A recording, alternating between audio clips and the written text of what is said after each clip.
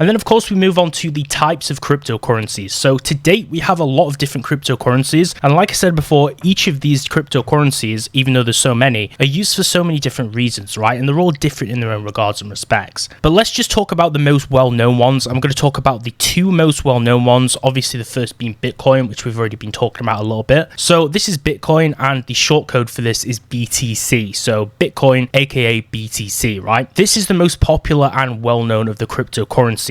And when we're thinking about how cryptocurrency moves and how it changes in its trend data, we need to primarily look at Bitcoin, right? Bitcoin, since it's the most popular, it dominates the market. So the flow and movement of Bitcoin over the months in a trend influences every other currency in a cascade effect, okay? So you'll see trend data lining up with Bitcoin, okay? This means that every single crypto coin or altcoin, which we'll talk about later too, has a heavy correlation to Bitcoin and how Bitcoin moves. So when Bitcoin goes down and up, it's likely that the other coins will go down and up as well. Even if they're at slower or faster rates, they will basically be in line with how Bitcoin moves. The second one is Ethereum. So Ethereum is the second most popular cryptocurrency, and usually people invest in either one or the other or both, and they kind of have a preferred one, right? Now, when I invest in crypto, I invest in just BTC and Ethereum, aka ETH, and basically Ethereum is a lot different to Bitcoin. In my opinion, it's Bitcoin kind of supercharged, but nothing is going to overtake Bitcoin, right? And obviously Ethereum has a lower value, but it's still the second most popular. Now, Ethereum is responsible for certain other applications. It uses a technology, what's called smart contracts. So this allows you to have things like NFTs. So if you heard about in 2021 and 2022, where people were investing crazy amounts, like thousands or millions just to buy a JPEG, basically smart contracts, the technology was responsible for that, and smart contracts can be made on the Ethereum network. They're built and deployed on Ethereum's network, and then they can be used for things like DeFi apps, decentralized finance applications, and things like NFTs. The smart contracts, basically in simple terms, is kind of coding information that allows people to actually have digital ownership of that asset. So we use a smart contract to kind of prove that we own that picture, right? Or at least that's what it's meant for in that specific application.